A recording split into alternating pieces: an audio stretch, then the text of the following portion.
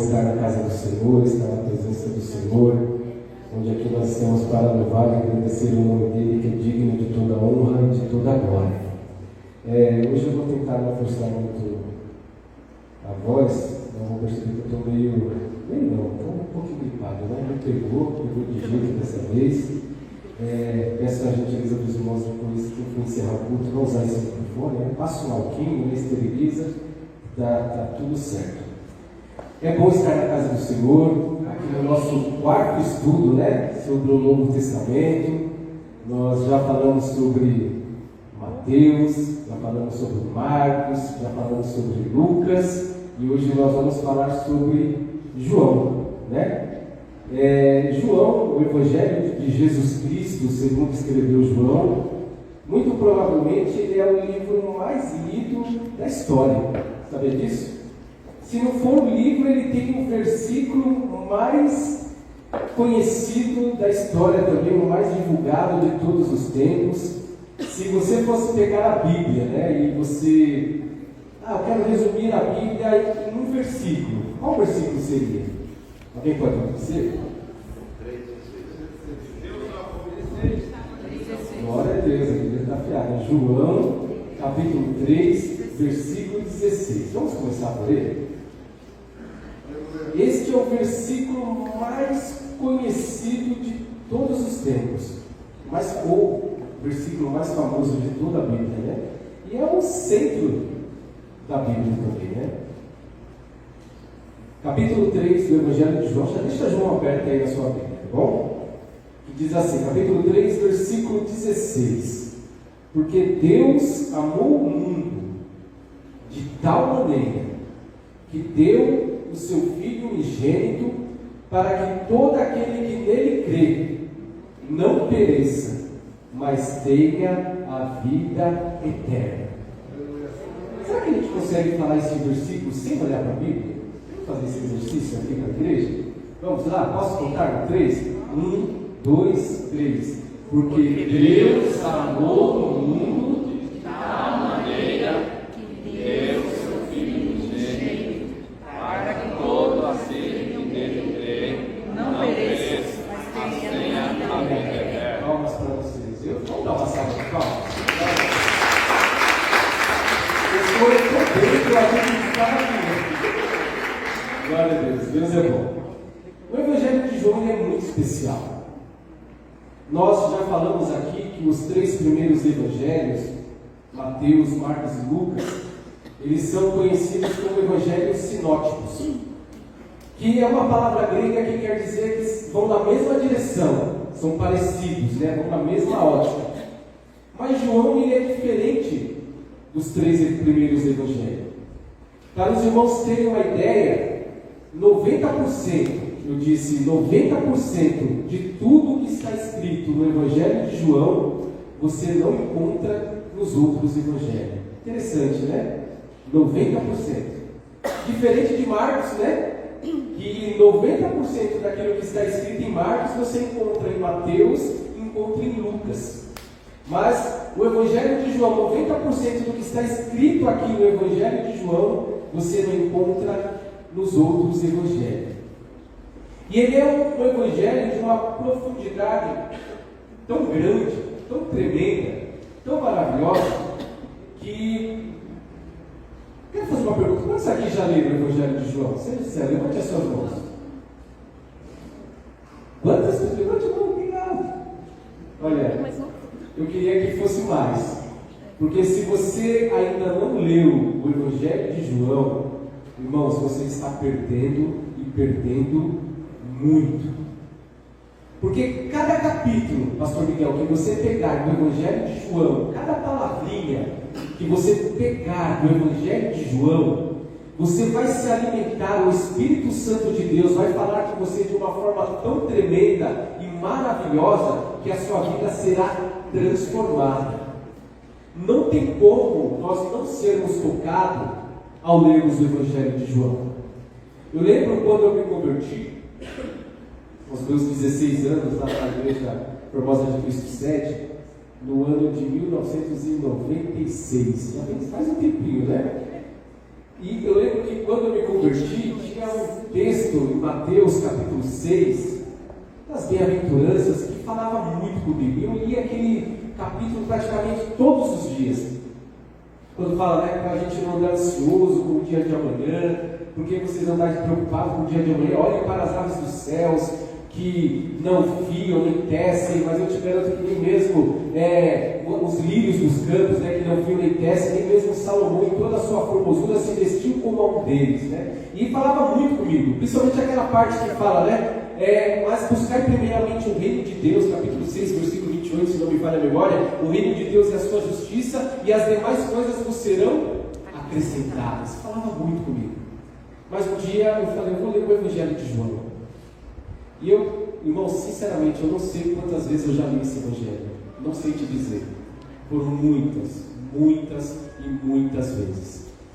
E a gente já falou aqui, por exemplo, Mateus, né, ele foi escrito ali para os judeus, e uma das particularidades de Mateus é apresentar Jesus como Messias, né? Por isso que muitos versículos de Mateus você vai ler da seguinte forma, né? Para que se cumprisse o que fora dito pelo profeta, por exemplo, o profeta Isaías, né? E ele cita ali o versículo, né? E só uma curiosidade para todos nós, por que ele não fala capítulo e versículo, né? Quando ele cita assim o profeta? Porque naquela época a Bíblia, a Torá ou o Antigo Testamento, ela não era dividida em capítulos e versículos, tá? Por isso que sempre fala, assim como fora dito pelo profeta Isaías, pelo profeta Joel, porque não tinha. Isso foi em 1500, 1500 e pouco, começou a ter essa temática de colocar capítulos e versículos na Bíblia. Mas a particularidade de Mateus é essa. Marcos, nós já aprendemos aqui também, que ele foi escrito para os romanos. Então ele é um evangelho mais curtinho, aquele evangelho de ação, onde Jesus está sempre ali realizando alguma coisa, um milagre, fazendo prodígios.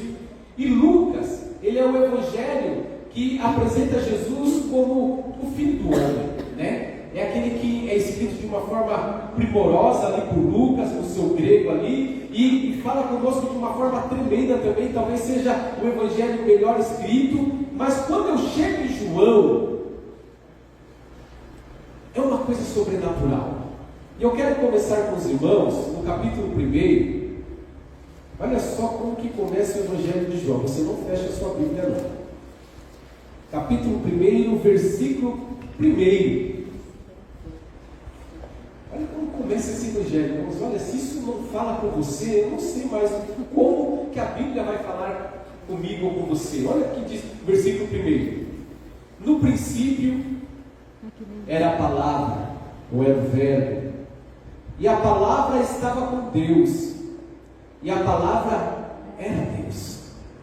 Ele, a palavra, estava no princípio com Deus. Todas as coisas foram feitas através dele, e sem ele, nada do que existe teria sido feito. Nele estava a vida, e a vida era a luz dos homens, e a luz resplandece nas trevas, mas as trevas não a venceram. Tremendo isso, não é? Quando você lê a Bíblia com esse entendimento, eu quero ler para o Espírito Santo de Deus falar comigo. Amém. Eu quero ler porque a palavra de Deus ela é viva, ela é eficaz, ela é poderosa. Eu quero ler a palavra de Deus porque ela fala com o meu espírito, ela fala com a minha vida. E João, ele traz o Evangelho desta forma que não está escrito em nenhum dos outros Evangelhos. Ele traz aqui falando da divindade de Jesus Cristo. Este foi o propósito do Evangelho de João. Há uma dificuldade muito grande de você achar ali quando esse Evangelho foi escrito, mas eu concordo com alguns estudiosos, tá? Não é uma unanimidade, que esse Evangelho foi escrito mais ou menos nessa época, entre 85 e 95 depois de Cristo.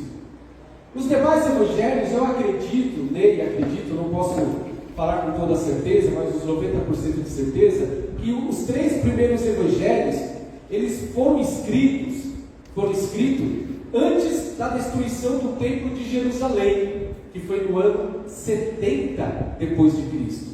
Porque se você for ler os 3 evangelhos, todos eles falam da grande tribulação. Você já leu sobre a grande tribulação? Mateus 24, o final de Marcos, o final de Lucas também. Sempre vai falar ali da grande tribulação, principalmente aquela parte que Jesus fala que o templo será destruído, né? Que não ficará pedra sobre pedra. E realmente o templo de Jerusalém, ele foi destruído no ano 70 depois de Cristo. Então eu acredito que os 3 primeiros evangelhos foi escrito mais ou menos nessa época, antes da destruição, mas o evangelho de João, eu acredito que ele foi escrito no final do 1º século. Nós sabemos que de todos os apóstolos, todos eles, com exceção de João, é claro, sofreram martírio. Você sabe o que é martírio? O que significa a palavra martírio? Eles morreram em prol do Evangelho. Eu falo os outros porque o apóstolo que ficou ali no lugar, Matias, né, que ficou no lugar de Judas Iscariotes também, foi morto dessa forma, ou era de flechado, ou era crucificado. Por exemplo, Pedro, né, que era o principal dos discípulos ali, o líder, ele foi crucificado um pouco antes do ano 70 também, ano 66, 68, agora não me recordo, em Roma, e ele foi crucificado de cabeça para baixo, porque ele não se achava digno de morrer igual a Jesus. Então todos eles foram mortos de uma forma cruel, digamos assim, né? Porque morreram em prol do Evangelho e sofreram o martírio. Mas esse evangelista, João, irmão de Tiago, um daqueles discípulos, né, que nós falamos que era mais próximos de Jesus. Eu até falei com a igreja no estudo passado, pastor Miguel, não sei se o senhor chegou a ver na internet, que eu vi um estudioso falando sobre isso, né? E a gente sabe que Jesus, ele chamava Tiago e João de... Alguém lembra o nome da palavra que a gente aprendeu aramaico aqui na igreja? Nós estamos aprendendo aramaico também. Já esqueceram, né? Vamos falar novamente. Boanerges, né? Que é uma palavra aramaica que significa filhos do trovão, né? Jesus chamava Pedro e Tiago, seu irmão, de filhos do trovão. E esse autor, não concordo muito com ele, mas eu achei interessante o posicionamento dele. Ele fala assim: sabe por que Jesus levava Pedro, Tiago e João sempre com eles? Você pode ver, na maioria dos lugares que eram mais privativos, Jesus sempre levava Pedro, Tiago e João. Aí a gente fala, porque eram os mais próximos, eram os mais íntimos, né? E esse autor fala, não, levava porque eles eram crenqueiros mesmo, né? Porque se deixasse ele com os outros, ninguém ia conseguir controlar, né? Imagina os filhos do trovão, mas Pedro todo esquentadinho. Então Jesus levava eles, eu achei engraçado isso, porque era uma forma de Jesus cuidar deles, né? Porque se Jesus estivesse ali no campo de visão de Jesus, Jesus podia cuidar deles, né? Só para descontrair um pouquinho a igreja, mas a gente sabe que não era dessa forma, né? Mas João, ele foi o único dos apóstolos, o único dos evangelistas. Quando eu falo assim evangelistas, é daqueles que escreveu o evangelho, que teve uma morte natural, tá? Ele morreu de velhice no final da sua vida. Então, quando eu leio o evangelho de João, dá a entender que ele conhecia os demais evangelhos, né? Ele já lia aqueles evangelhos, talvez conhecesse ali de cor e salteado, e quando ele vai escrever o seu evangelho, ele começa a pensar assim: o que eu posso escrever de diferente, né? Que não está ali nos outros evangelhos. Diz até no final do evangelho de João que Jesus realizou tantas coisas que se todos os autores do mundo fossem escrever, provavelmente não teria livros que coubessem ali toda a história de Jesus. Mas João, ele escreve, e ele começa o evangelho desta forma: no princípio era a palavra, no princípio era o verbo, e o verbo estava com Deus, e o verbo era Deus. Glória a Deus. Por que eu estou lendo esse texto? Porque todos nós, cristãos, nós temos que conhecer o nosso Deus. Nós temos que ter intimidade com o nosso Deus, saber falar do nosso Deus. Quando alguém perguntar para nós: quem é este Deus que você serve, né? Nós podemos falar pelo menos de duas formas: conhecimento bíblico, que eu já falo isso para a igreja já há um bom tempo, né? Você já deve estar cansado do presbítero ter que falar, precisa conhecer, precisa ler, mas enquanto eu estiver respirando e tendo a oportunidade de pregar a palavra, eu vou continuar falando isso sempre. Então você pode falar do seu Deus pela palavra, pelo conhecimento que você adquire estudando a palavra do Senhor. E outra forma é o seu testemunho, né? É você falar aquilo que Jesus fez na sua vida. Como João. Nós falamos quando ele era jovem, ele era chamado de... Qual que era o nome da palavra aramaica? Difícil, né? Não é que é difícil mesmo. Boanerges. Se você não decorar Boanerges, filhos do trovão. Né? Bem, imagina o trovão. Filhos do trovão. Mas aqui no final da vida dele, ele não é conhecido mais como filho do trovão. Como é que a gente conhece João? Como amor. Como? Amor, isso mesmo. Então aquele homem que era aquele trovão, né? Ímpeto, aquele ímpeto foi transformado pelo poder do Evangelho e hoje ele é conhecido como o apóstolo do amor, o evangelista do amor, o discípulo do amor, porque ele fala do amor que ele sentia por Deus de uma forma tremenda. E de todos os escritores da Bíblia, todos, pode colocar Paulo, pode colocar Mateus, Marcos, Lucas, Pedro, aquele que se aproximou mais de Jesus, da essência de Jesus, quem era Jesus, é João. Porque ele coloca de uma forma tão tremenda: no princípio era a palavra estava com Deus e a palavra era Deus. E quando nós falamos que o verbo estava com Deus e o verbo era Deus, ele está falando aqui que Jesus, aquele Jesus que andou ali na Judéia, em carne, era 100% homem, 100% Deus, né? Messias dos judeus, aquele que os judeus rejeitou, aquele Messias, ele era Deus, ele era mais do que um ungido, ele era o Deus encarnado. Por que eu estou falando isso? Porque nós, como igreja, nós precisamos entender um pouquinho do conceito da Trindade, da triunidade de Deus.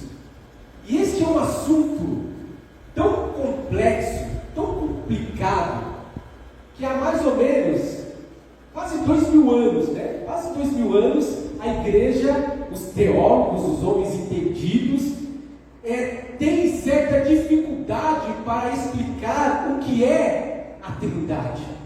Já parou para pensar isso? Alguém já fez uma pergunta para você? Como assim a Trindade, né? Como que Deus é triuno, né? Como que Deus pode ser três e também pode ser um, né? E a gente tem que ter um pouquinho, claro que eu não vou conseguir explicar com tanta clareza para você, mas eu vou explicar aquilo que o Espírito Santo ele toca no meu coração nesta noite.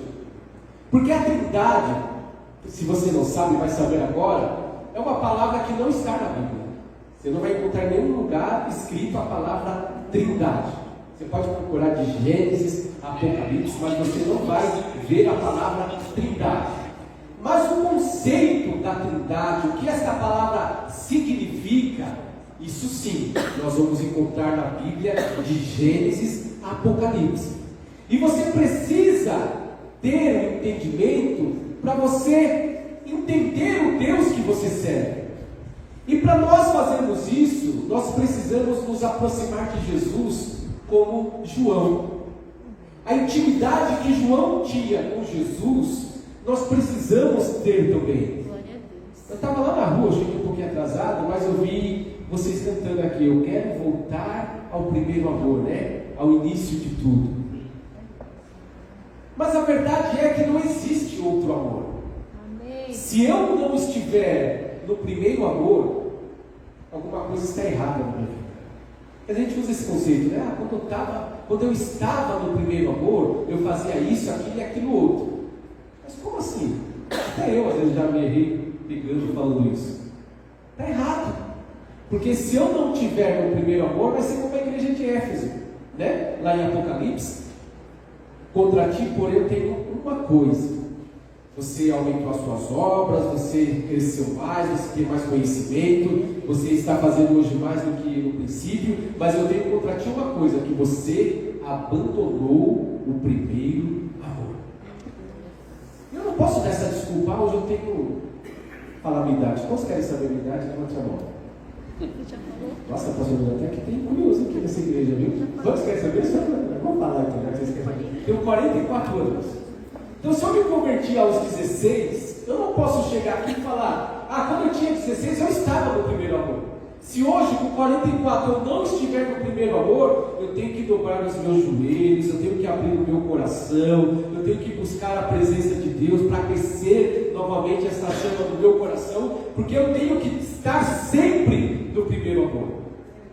E eu não posso dar a desculpa da igreja, dar a desculpa do pastor, dar a desculpa do obreiro, dar a desculpa desse. Não! A desculpa de eu não estar no primeiro amor é minha, 100% minha. Porque se eu tiver no primeiro amor como João, me aproximar de Jesus como João, o Espírito Santo me traz à mente agora, quando Jesus estava na ceia. Olha a intimidade que João tinha. Eu não vou fazer isso porque me sinto desconfortável, mas João, ele chegava, imagina que o pastor Miguel é Jesus, né? Imagina, pensa, né, pastor? João, ele reclinava a sua cabeça no peito de Jesus, ao ponto quando Jesus fala que um dos discípulos iria trair ele, alguém chega para João e fala, para aquele que estava reclinado no peito de Jesus, fala: pergunta para o mestre, quem é que vai te trair? E ele fala: olha, aquele que eu der um bocado de pão e entregar para ele, esse é o que vai me trair. Ele vai entregar para quem? Para Judas. Mas eu quero falar isso no sentido de intimidade. Como é que anda a sua intimidade com Jesus? Como é que anda a tua intimidade com Deus? Qual é a desculpa? Vou falar desculpa porque o ser humano é desde o jardim do Éden dando desculpa. Por que você comeu do fruto, Adão? Eu comi porque a minha esposa comeu e me deu. Eva, por que você comeu do fruto? Eu comi do fruto porque a serpente me enganou e eu comi. A gente sempre tem essa mania de transferir para pessoas, ou para coisas, ou para ambiente, ou para lugares, ou para situações, para justificar o erro que está dentro de mim. Glória a Deus. Mas hoje eu quero dar a palavra te trazendo como João para perto de Jesus. Não ter vergonha. Imagina a cena, né? Hoje falei que eu fico desconfortável porque é estranho. Imagina um monte de homem barbado e um está encostado ali, mas não tinha malícia, tinha amor. Glória a Deus. Você consegue olhar para o Evangelho com esta ótica? Amor. E hoje Jesus está falando: eu quero você para mais perto de mim. Eu quero você para mais perto da minha santidade. Porque sem santidade ninguém verá a Deus. Então, trazer esta santidade para a minha vida e eu me aproximar de Jesus e pegar esta palavra e entender que no princípio Ele era a palavra e a palavra estava com Deus e a palavra era Deus. Então a palavra Trindade ela não tem na Bíblia, mas nós servimos a um Deus, um único Deus. Nós não adoramos três deuses. Nós não adoramos um Deus que se manifesta de três formas. Nós não adoramos um Deus que uma hora Ele é o Pai, uma hora Ele é o Filho, outra hora Ele é o Espírito Santo. Não, nós adoramos um Deus único e verdadeiro, o único e verdadeiro Deus que se manifesta em três pessoas distintas. Elas são totalmente separadas de si, cada uma com a sua personalidade, com a sua função, mas totalmente iguais. O Pai é igual ao Filho, o Filho é igual ao Pai, que é igual ao Espírito Santo, o Espírito Santo é igual ao Pai, que é igual ao Filho. Os três da mesma essência, a triunidade de Deus, os três que se formam um, que se torna o nosso Deus Todo-Poderoso. E por que eu falo que Jesus, Ele é Deus? Porque aqui no primeiro versículo de João já diz: no princípio Ele era a palavra estava com Deus e a palavra era Deus. Aqui não diz que a palavra se tornou Deus, não diz que a palavra veio a ser Deus, que no princípio da criação a palavra se tornou Deus, não diz que a palavra Jesus era Deus. Aí eu vou lá em Gênesis, né? E a gente vê lá na criação, lá no primeiro versículo: no princípio criou Deus os céus e a terra. A terra era sem forma e vazia, e o Espírito de Deus pairava sobre a face das águas. Aí eu vou lá no capítulo, quando Deus está formando o homem, Ele chega e diz assim: façamos o homem a nossa imagem e a nossa semelhança. Você já leu isso na Bíblia? Por que diz façamos? Deus jamais ia falar isso com um anjo, né?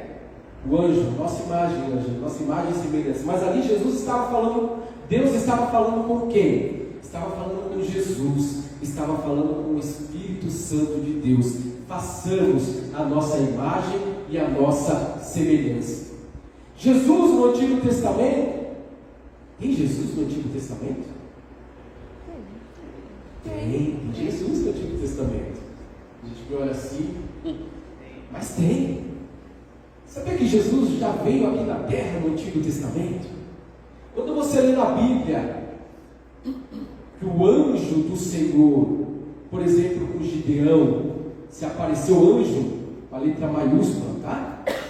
Quando o anjo foi conversar com Abraão, né, a respeito de Sodoma e Gomorra, quando o anjo se apresenta ali para Josué, e Josué pergunta: e você, é um dos nossos ou deles? Ele fala: não sou nem de um nem de outro, eu vim enviado de Deus. Quando coloca ali anjo maiúsculo, é Jesus, é o Jesus que veio aqui na terra. Por que eu falo isso? Porque nenhum anjo aceita adoração, sabia disso?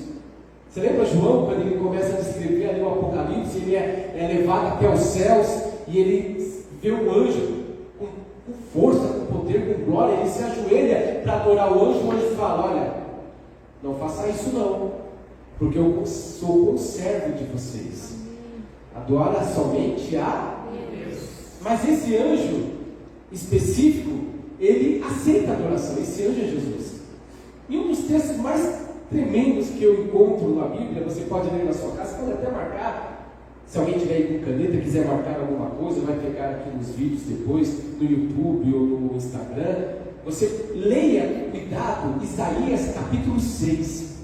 Quando o Senhor chama Isaías para ser profeta, que ele entra no templo e ele fala, ele vê a glória do Senhor, né?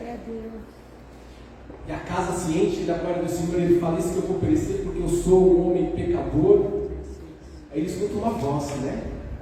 Depois que o anjo vem, toca ali no lábio dele com a tenaz, purifica ali os seus lábios impuros.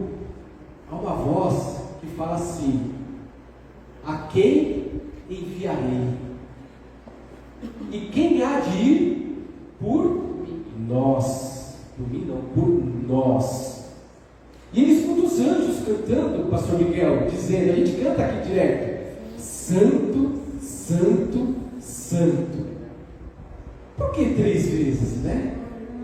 Quem há de ir por nós? E ele escuta lá os anjos cantando: Santo, Santo, Santo é o Senhor dos exércitos.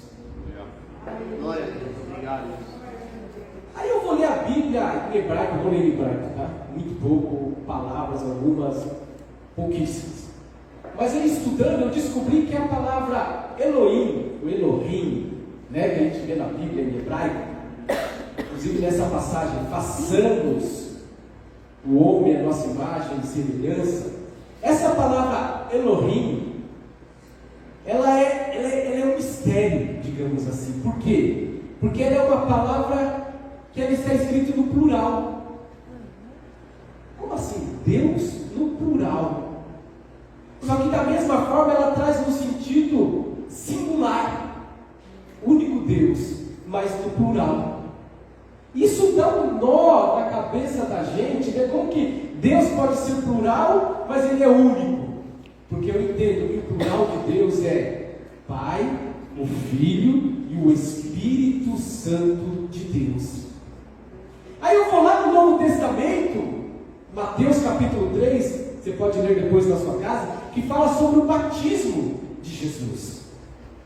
Que diz que Jesus ele foi para ser batizado por João Batista, né?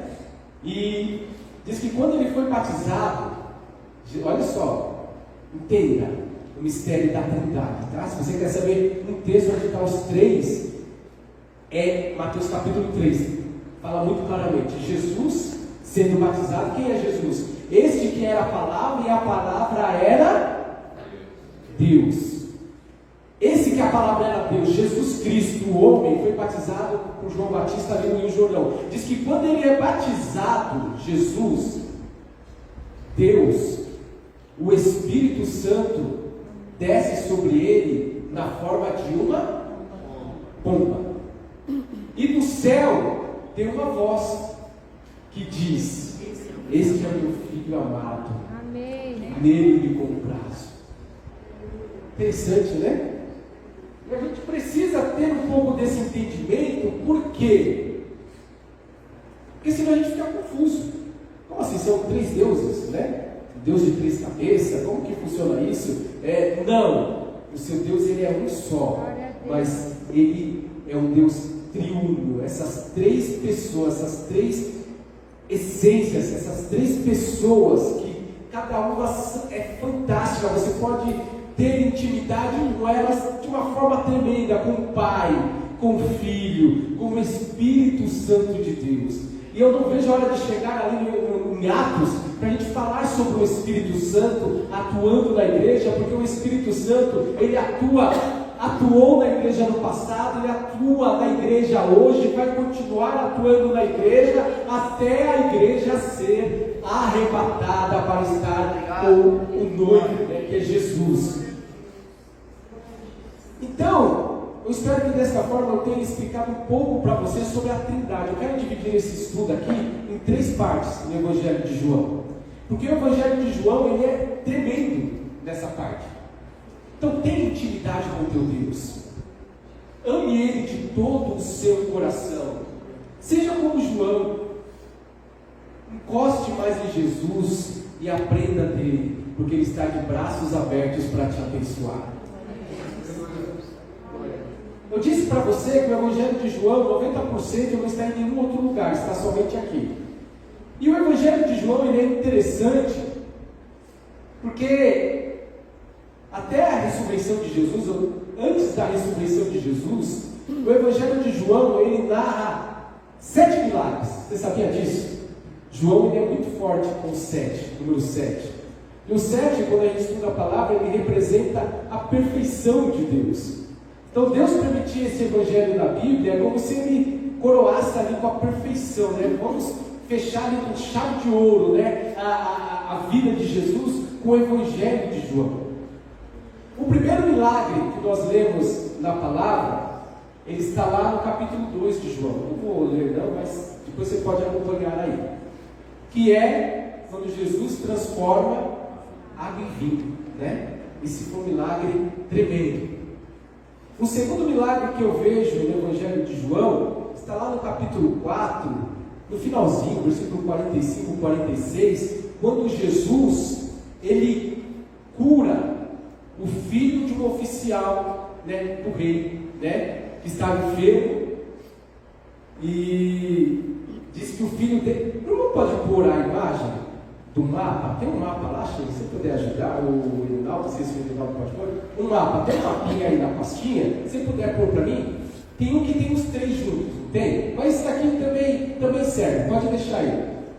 Diz que Jesus, ele estava nessa região aqui da Galileia, E esse oficial, no capítulo 4, 46, ele fala assim, para Jesus descer para a Judéia.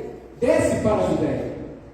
Mas eu disse para os irmãos, na aula passada, nós estudamos, se não achar os dados dos 3 mapas, pode pôr, tá? Pode trocar.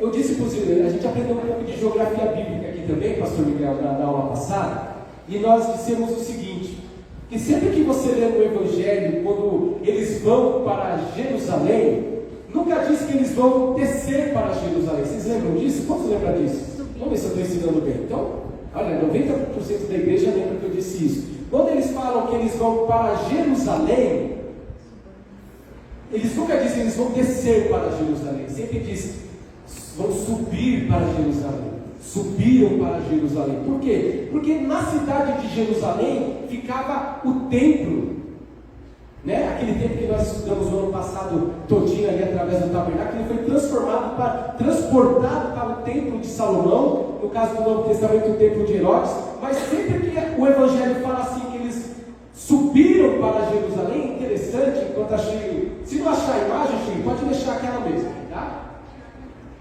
Quando fala assim que eles desceram para Jerusalém, a gente vai ver que lá no norte da Galileia, ali perto do mar da Galileia, de Genezaré, depois eu quero que o irmão põe de novo, que no 21 ele usa um outro nome. Quando as pessoas estão lá em cima, aqui ó, Jesus estava aqui ó. Quem lembra da pregação passada de domingo? O pastor Miguel pregou sobre a ressurreição do filho da viúva de Naim. Eu até na hora ali eu dei uma risada, o pastor Miguel acho que estava vendo a nossa aula também. Ele disse algo interessante na pregação. Ele disse que Jesus estava em Nazaré e Naim ficava próximo de Nazaré. Olha onde está Naim aqui, está vendo? Naim, Nazaré. Então está muito próximo mesmo. E eu disse para eles, pastor Miguel, que o estado de Israel hoje, não sei no tempo de Jesus, mas hoje é mais ou menos do tamanho do estado de Sergipe, que é o menor estado brasileiro. A diferença é de 32 quilômetros, para vocês terem uma ideia. É muito parelho, muito parecido. Mas aqui, Jesus está aqui, ó, nas suas cidades, aqui na região da Galileia. E eu disse também por que os discípulos, ou Jesus, eles eram discriminados por ser da Galileia. Vocês lembram disso? Até Natanael, né, quando Filipe vai falar de Jesus, e fala, nós encontramos o Messias, Jesus, de Nazaré. Qual que foi a resposta de Nazaré? Pode vir algo bom de Nazaré, né? Olha como que era o preconceito. Por quê? Porque a Galileia, está vendo aqui em cima? Teoricamente era um estado judeu, havia muito judeu. Mas também, aqui no meio deste povo, havia muitos gentios. Por exemplo, Decápolis, está vendo aqui, ó?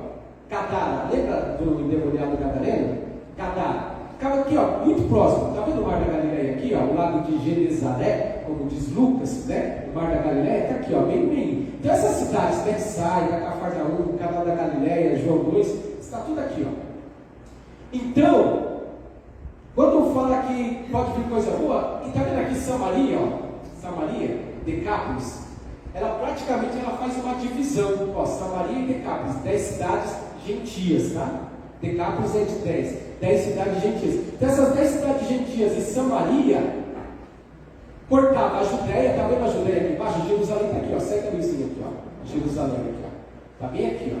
Então, como este povo ficava isolado lá no norte, eles eram meio que discriminados. Então, uma pessoa bem instruída, ou que tivesse uma boa condição financeira, ela ia morar onde? Aqui na região da Judéia. Tá? Mas por que eu estou falando isso? Porque no capítulo 4, versículo 45, 46, quando esse oficial do rei pede para Jesus, fala assim, Jesus, desce para a Judéia e socorre meu filho, porque ele está morrendo.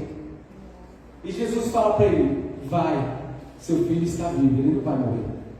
E ele está aqui em cima, ele desce, corre, né, para a Judéia, e quando ele chega na Judéia, o seu filho está bem.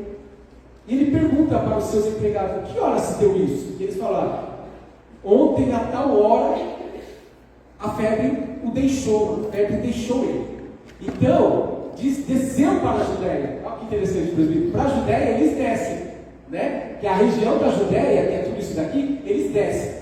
Mas quando eles vão para Jerusalém, eles não descem, eles sobem. E você tem subido na sua Jerusalém celestial? Seu Deus não está lá embaixo, seu Deus está lá em cima. Então, quando a gente fala de adoração, de busca, é nós nos aproximarmos de Deus. Mas deixa eu correr aqui. Pode voltar para outra imagem, irmãos? A gente fala de todas as cidades, mas a gente vai usando aqui nos nossos estudos uma outra hora também. Obrigado. Então, eu falei que esse foi o segundo milagre, certo?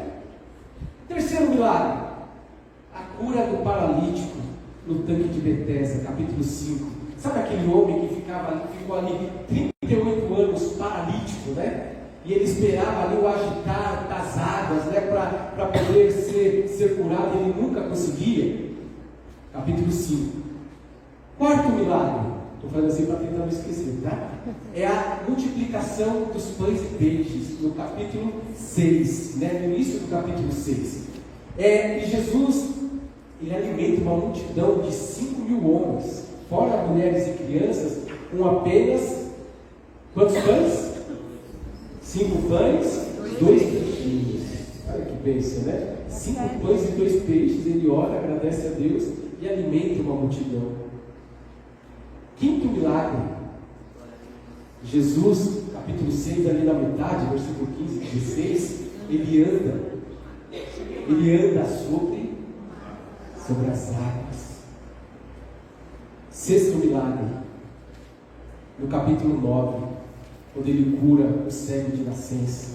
Sabe aquela passagem que você conhece, que os discípulos chegam para Jesus quando vê o cego e falam: Senhor, quem pecou para este homem ficar cego? Ele ou seus pais? E Jesus fala: nem ele nem os seus pais, manifestem para que a glória de Deus se manifestasse nele. Jesus chama aquele homem, pega um punhado de terra, gosta, que interessante, né? E com seu gusto ele forma aquela saliva, dá a entender que aquele homem não tinha nem lobo ocular, passou no seco. E Jesus pega aquele lodo ali e cura. Glória a Deus.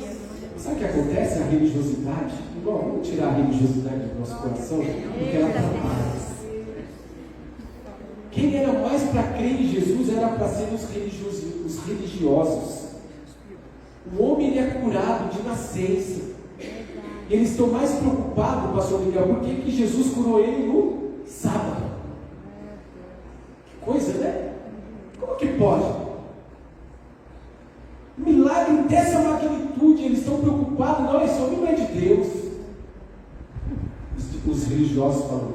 Porque se ele fosse de Deus, ele não iria curar ele no sábado. Aí chamam ele para entregar, chamam os pais, e ele fala: olha, como ele fez, eu não sei. Mas uma coisa eu sei: nunca se ouviu na história da humanidade alguém que nunca enxergou, nunca viu nada, começou a enxergar. Aquele que nunca enxergou nada, recuperou a visão. Tremendo, né? E o sétimo milagre? Quem pode me dizer qual é o sétimo milagre de Jesus? Capítulo 11, ressurreição de Lázaro. Depois você vai ver mais milagres, né? Depois que Jesus sai do sepulcro, né? Principalmente ali na outra pesca milagrosa, né? Que nós vamos falar aqui um pouquinho. Mas esses 7 milagres estão escritos no Evangelho de João.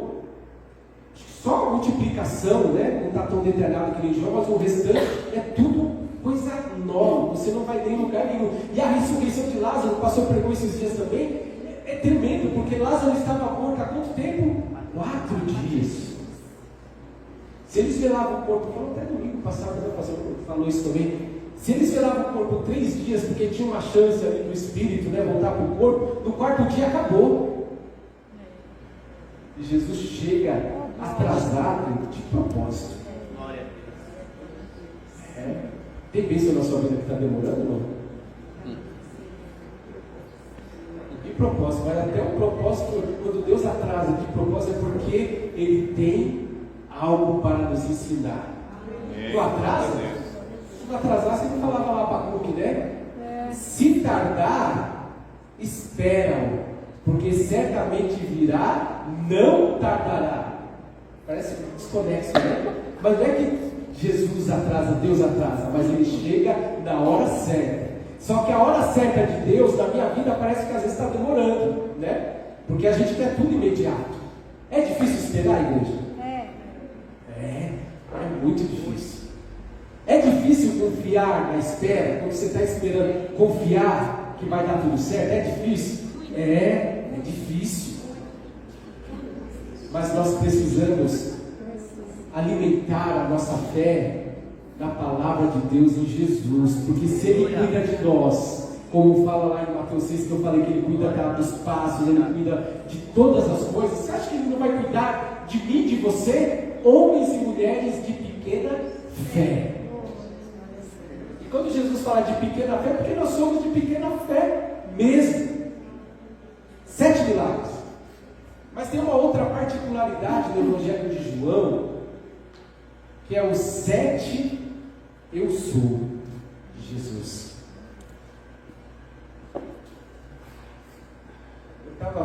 Já falei isso aqui também, que eu estava vendo uma série, né, no streaming, eu falei para mim, no streaming, né, sobre Moisés, que até é um estudioso de mim agora. E entra na série, vai entrando uns estudiosos, né? Entra um pastor, depois entra um muçulmano, depois entra um estudioso judaico, né?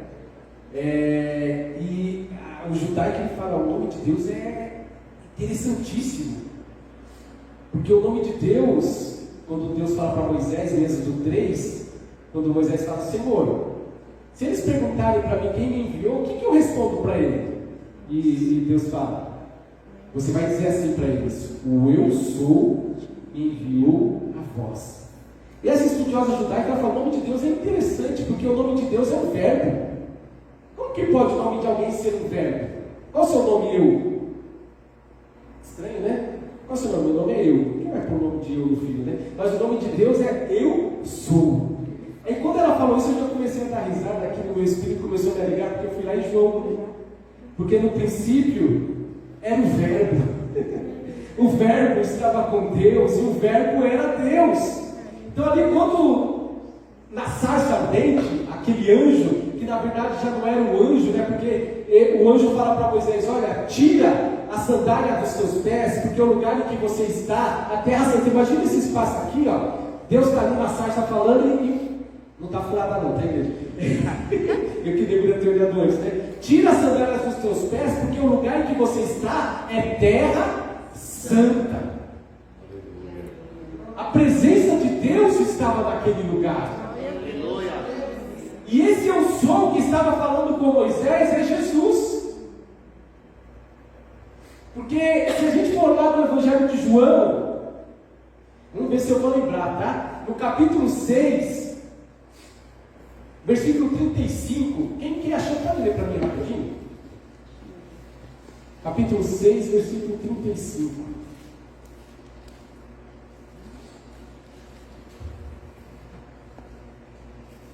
Quem achou já pode ler. Jesus lhe disse, eu sou o pão da vida, aquele que vem a mim não terá fome, e quem crê em mim nunca terá sede. Eu sou o pão da vida. Primeiro eu sou de Jesus, né? Aí depois você pode ir lá no versículo, capítulo 8, versículo 12.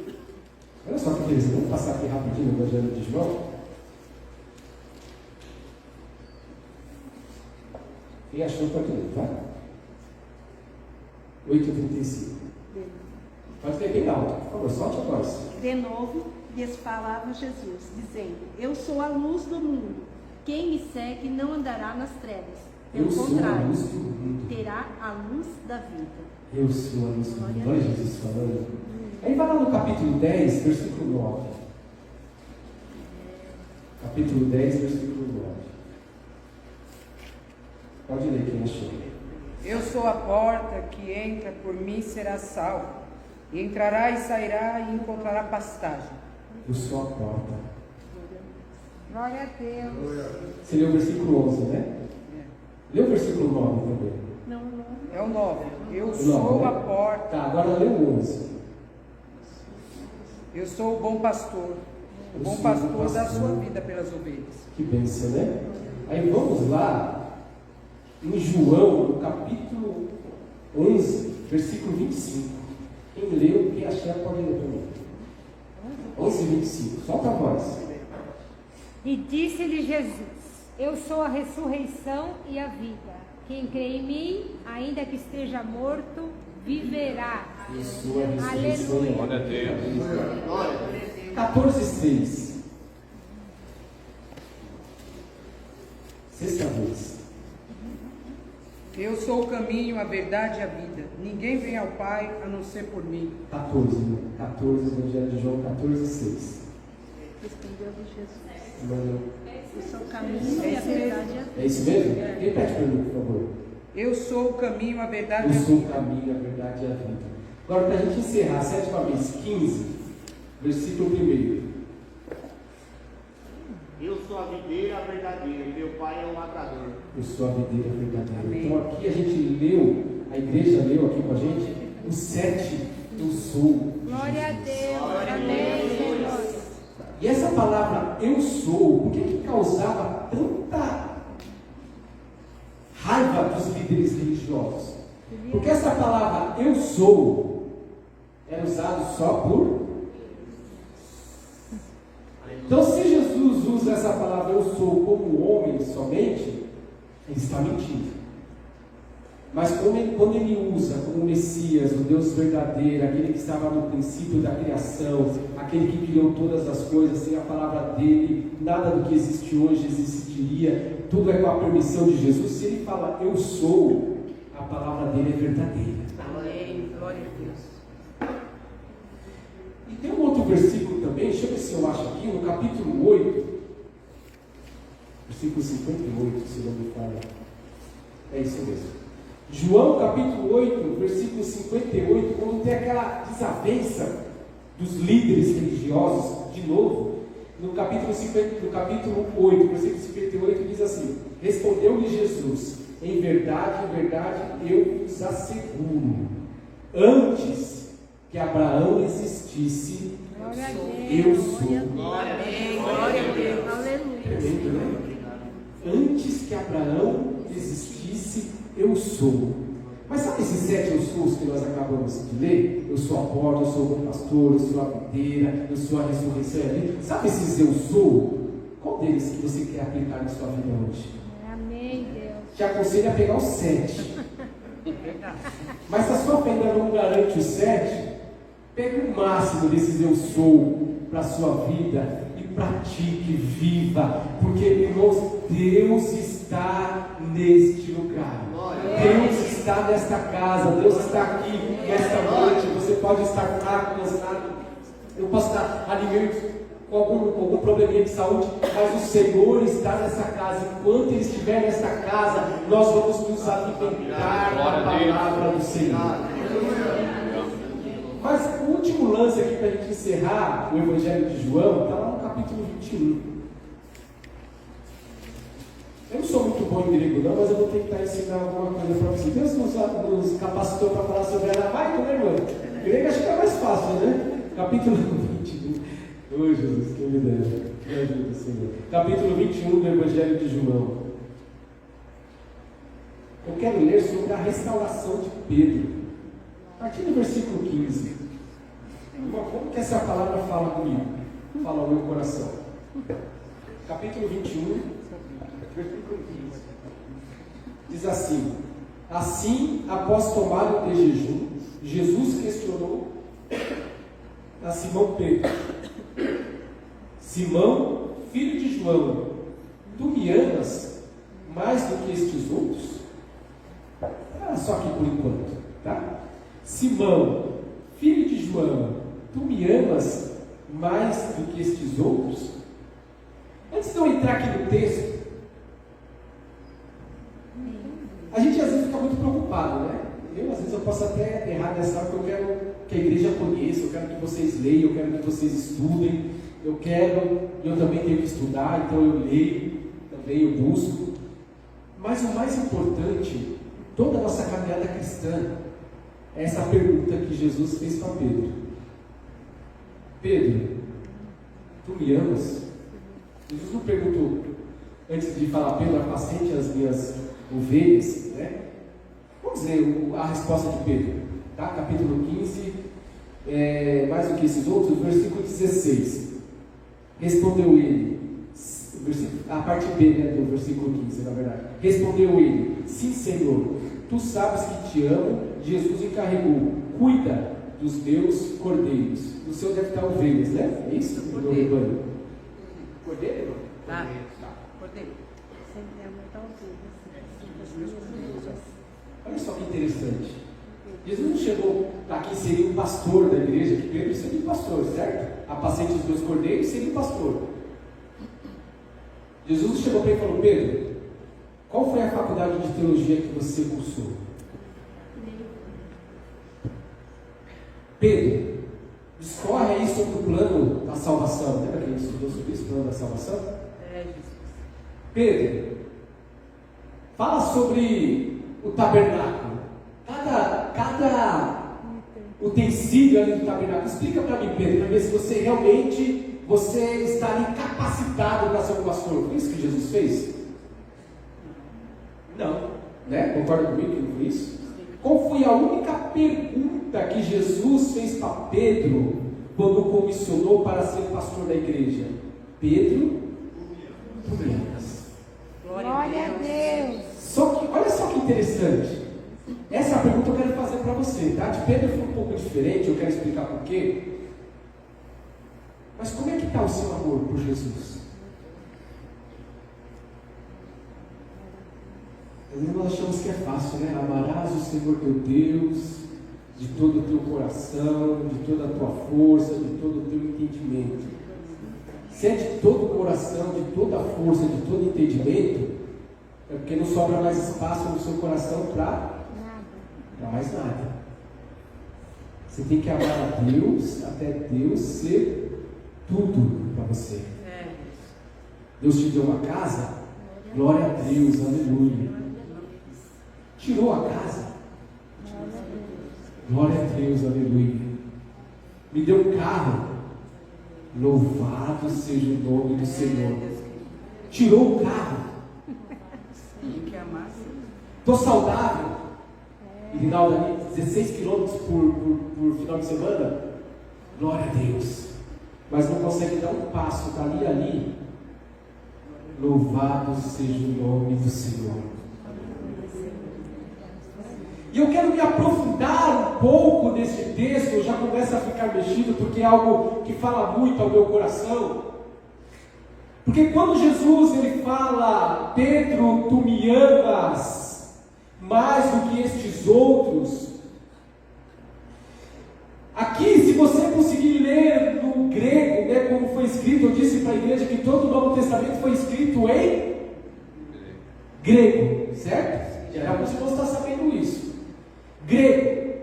E quando eu estudo a palavra grega, amor, eu vou entender que no grego a palavra amor, ela tem muito mais significado do que no português. No português é amor, mas no grego existe pelo menos 7, 8 palavras para descrever amor. Eu não vou explicar as 7, 8, mas eu quero ficar nas duas palavras que é usado aqui nesse texto. Porque quando Jesus fala para Pedro, no original grego, Jesus fala assim, Pedro, tu me amas. Ele usa uma palavra no grego que quer dizer ágape. Você sabe o que significa o amor ágape?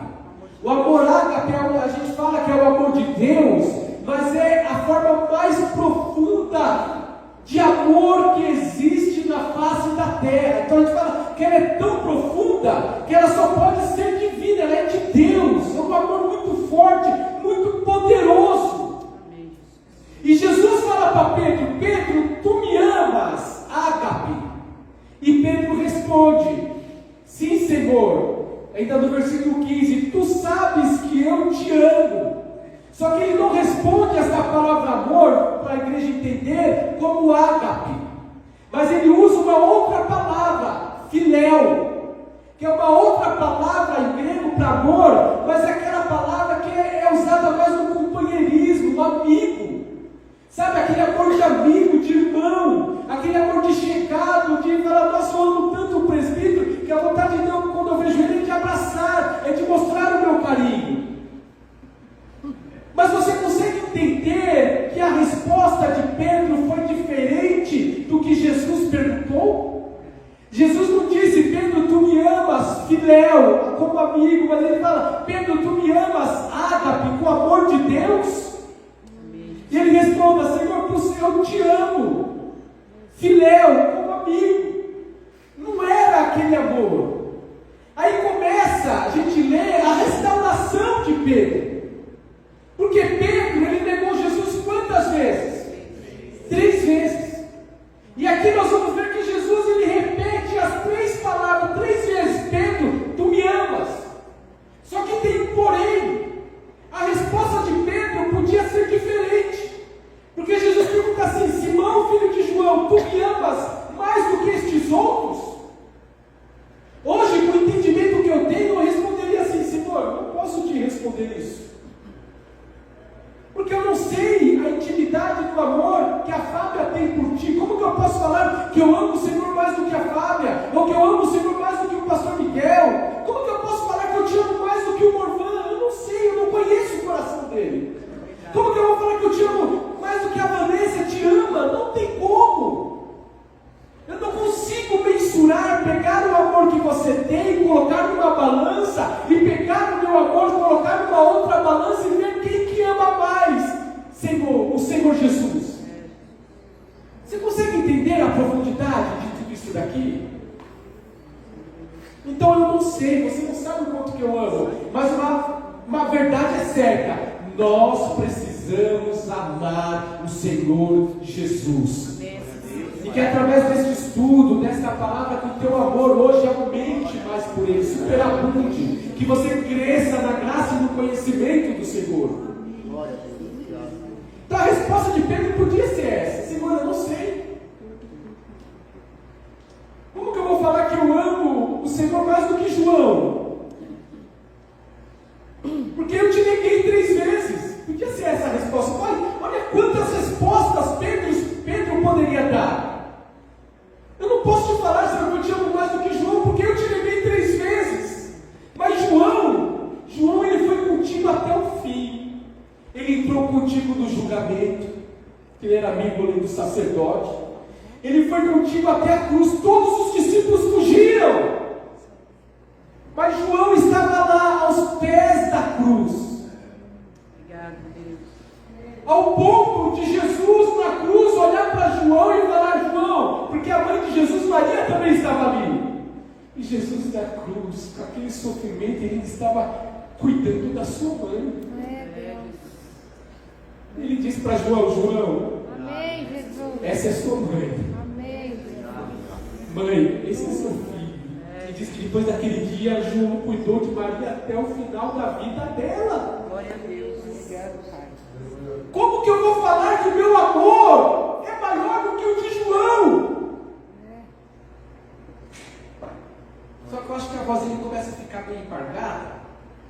Ele fala, Senhor, eu te amo, filhão. Aí eu venho para o versículo 16. Outra vez Jesus me perguntou, Simão, filho de João, tu me amas?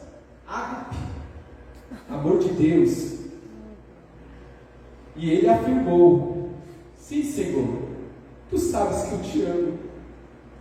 Filéu, Jesus lhe confiou, pastorei as minhas ovelhas. Você começa a entender a profundidade dessa palavra. Segunda vez, Jesus agora já não pergunta mais, me amas mais do que os outros? Mas ele só pergunta, você me ama, Pedro? Ágape. Sim, Senhor, eu te amo. Filéu. E sabe o que é mais tremendo nesta passagem? É que Pedro estava sendo sincero. Amém. Porque quando ele foi na emoção, ele negou Jesus 3 vezes. Ele falou, Senhor, se for possível, eu vou morrer contigo. Mas agora ele estava falando, Senhor, eu te amo. Mas não é esse amor. Eu não acho que seja esse amor. Acho que está falhando aqui. Deixa eu desligar aqui de novo. Pode deixar. Glória a Deus. Não foi eu. Às vezes eu acho que eu apertei o botão diferente, mas está falhando mesmo. Mas aqui, João, o Evangelho de João, ele fala dessa forma: tu me amas, ágape. E ele te responde: eu te amo, Senhor, filéu. Porque Pedro reconhecia que o amor dele. Glória a Deus, Senhor. Sabe, às vezes a gente tem que reconhecer quem nós somos mesmo. Amém, Deus. Porque às vezes a gente coloca uma capa de super-herói, aquele que pode tudo, faz tudo, consegue tudo. E a verdade é que nós somos pó. Graças a Deus. Nós somos falhos. Amém. Nós somos pequenos. E nós temos que falar: Senhor, eu te amo, realmente eu te amo. Só que poderia ser melhor, Senhor. É, Deus. Obrigado, meu irmão. Deus abençoe sua vida. Poderia ser melhor, Senhor. Eu poderia errar menos neste sentido. Eu poderia fazer diferente neste sentido. Às vezes o Pedrão que está dentro de mim explode. E eu falo coisas que não deveria. Eu ajo como não deveria. E eu falho, Senhor. Então eu te amo. Oh, glória. Amém. Meu amor é verdadeiro. Amém, Jesus. Poderia ser melhor. Poderia ser um ágape, mas é um filéu. Poderia ser aquele amor sublime de dar a vida por ti, Jesus. Mas eu sou falho. Eu falei que eu morreria por ti, mas eu não morri. Eu fugi, eu corri, eu fui covarde, eu fui falho. Mas o interessante é que nesse diálogo, Pedro estava sendo restaurado. Você consegue entender isso? Todas as perguntas de Jesus, neste contexto aqui que nós estamos lendo, não é em vão. Jesus não faz nada em vão. Lembra que eu falei? Até quando para mim chega atrasado, ele não está atrasado, ele está chegando na hora certa. Não é do jeito que eu quero. Graças a Deus. Aí o versículo 17, está com a Bíblia aberta aí? Pela terceira vez Jesus perguntou: Simão, filho de João, tu me amas? Olha a resposta de Pedro. Pedro ficou angustiado. Na minha Bíblia está assim: por Jesus lhe haver perguntado pela terceira vez: tu me amas? E lhe assegurou: Senhor, tu conheces todas as coisas, tu sabes que eu te amo. Comissionou Jesus: apacenta as minhas ovelhas. Glória a Deus. Nessa terceira vez que Jesus fala: Pedro, tu me amas, no grego ele não usa mais a palavra ágape, ele usa a palavra filéu. Jesus usa a palavra filéu. Amém. Eu consigo imaginar, irmãos, a gente vai lendo a Bíblia, eu consigo ver a ternura no olhar de Jesus. Pedro, tu me amas, filéu? É como se Jesus estivesse falando: Pedro, eu sei que o seu amor é desse tamanho, Glória a Deus. mas eu vou aceitar ele dessa mesma forma. Você vai andar comigo, Pedro, e vai chegar no dia em que seu amor não vai ser mais raso, filéu, mas o seu amor vai ser tão imensurável, Pedro, que vai chegar o dia que você vai ir aonde você não quer. Alguém vai vestir uma roupa que você não quer. Jesus estava falando da morte dele. Por quê? Porque Pedro estava com amor assim, ó. Mas a gente vai ver em Atos, depois da descida do Espírito Santo, o que aconteceu com esse homem? O amor dele, irmãos, foi lá para a estratosfera, foi lá para o alto. Glória a Deus. Mas a verdade é que Jesus, ele chega ali na ternura e fala: Pedro, eu vou aceitar o seu amor do jeito que você está me falando. Obrigado. Mas a verdade é que ele ficou angustiado. Pedro ficou angustiado. Porque Jesus perguntou pela terceira vez, da mesma forma como 3 vezes ele negou Jesus, mas em cada uma dessas confissões, modificado, transformado. Glória a Deus. E eu encerro esta palavra falando do Evangelho, que o Evangelho na minha vida e na sua vida, ele tem que ser dessa força. Glória a Deus. Eu sei que na maioria de nós, o nosso amor ainda não é ágape. Ai, irmãos, porque se fosse ágape, a gente não ia ter reclamação, a gente não ia ter brigas, a gente não ia ter nada dessas coisas na igreja, a gente só ia ter louvor, glória a Deus, aleluia, cheio do Espírito Santo. Essa igreja estaria pequena, tamanha a glória de Deus neste lugar. Mas uma coisa eu posso te garantir: se você continuar andando com Jesus, Glória a Deus. seu amor está assim, é filéu ainda? É filéu. Mas se você continuar andando com Jesus, você vai se encher tanto do Espírito Santo. Nós ainda vamos falar dele, porque o Espírito Santo é Deus, ele não é menor que o Pai, nem menor que o Filho, ele é Deus, e ele habita em nós. Ele pode pegar esse amor que agora está filéu e transformar ele no amor ágape, do tamanho que ele tem que ser de todo o nosso coração. Porque o poder do Evangelho na minha vida tem que ser dessa forma. Evangelho é transformação. A palavra de Deus, quando ela entra na minha vida, ela tem que me confrontar. Eu gosto disso. Quando a palavra me confronta. Porque se a palavra ela vem na igreja só para massagear o meu ego, falando que Deus vai fazer, Deus vai operar, Deus vai abrir, Deus vai fazer, glória a Deus, aleluia, Ele pode fazer tudo isso. Mas o poder do Evangelho na minha vida é confronto, é Deus falar para mim: olha, você é falho nesta área, nesta outra área, mas através do meu poder eu quero transformar a sua vida e fazer de você um homem, uma mulher cheio do Espírito Santo. Este é o poder do Evangelho na minha e na sua vida. Porque se eu vier na igreja só para massagear o meu ego, meu irmão, chega de construir casa na areia, tem que ser na rocha. Porque a única certeza que eu tenho é que vai vir o vento, vai vir a tempestade, vai vir a dificuldade. Isso você pode ter certeza absoluta que você vai enfrentar. Mas se você estiver com este Deus, aleluia, a transformação vai ser tão grande que a tua fé não vai estar em coisas, em lugares, em pessoas, mas a tua fé vai estar alicerçada naquele que é o autor e consumador da sua fé, que é Jesus, aquele que verteu o seu sangue na cruz do Calvário, que deu a vida por você, e Ele deu a vida por você para te transformar. Amém.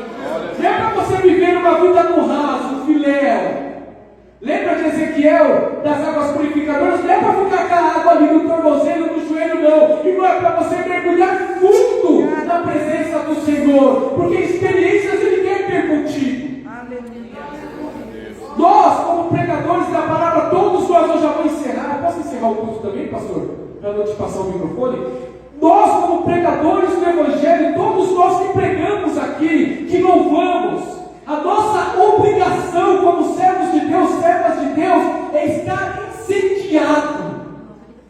É pegar a palavra e pregar a palavra com autoridade e poder.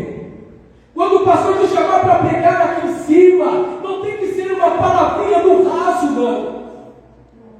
Porque é inadmissível o pastor chamar alguém para pregar e você não estudar pelo menos 3 horas antes de subir nesse altar para pregar a palavra. O Espírito Santo vai te revelar. Não tive tempo, irmão, vai estudar de madrugada, vai estudar no final de semana. O nosso pastor, ele dá sempre um prazo, não é que o pastor que chama na hora e você tem que estar preparado, mas você tem que se dedicar, irmão, porque se não houver dedicação. Pedro, ele era um homem letrado, sabia disso?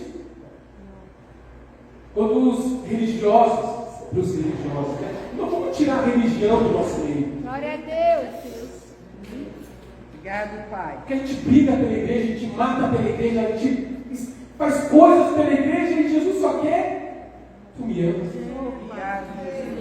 Obrigado, Espírito Santo. Tu me Meu amas. Deus. Santo é o teu Eles nome. chegam para Pedro e falam: Pedro, não quero mais que você fale desse Jesus. Pedro e João, né? E aí, mas antes disso eles falam: esses homens não têm conhecimento nenhum, porque eles falam com tamanha autoridade. Porque ele foi buscar na fonte. Amém. E ele escreveu 1 Pedro, 2 Pedro. Como que um homem iletrado, com pouco conhecimento, conseguiu colocar 2 livros na Bíblia e sem falar do Evangelho de Marcos, que provavelmente ele ajudou João Marcos a escrever o Evangelho? Como que um homem iletrado conseguiu fazer essa proeza? Sabe como, irmãos? Poder de Deus. Amém. Se você não andar no poder de Deus, se você não louvar no poder de Deus, que as irmãs fizeram hoje, graças a Deus, se você não pregar no poder de Deus, você pode até ter algum conhecimento, mas conhecimento vazio, sem unção, sem poder, não transforma vidas, não transforma coração. E Deus quer usar a sua vida para pregar a palavra com poder e autoridade. E quando você pregar esta palavra, vai confrontar vidas e vai trazer transformação. Mas eu não prego. Tá, se você não prega, você vai se encher do poder para viver o Evangelho dentro da sua casa, no seu trabalho, aonde você estiver. Não é desculpa nós falarmos que nós estamos vazios. Nós estamos vazios porque nós queremos, nós estamos fracos porque nós queremos, nós não temos conhecimento porque somos preguiçosos.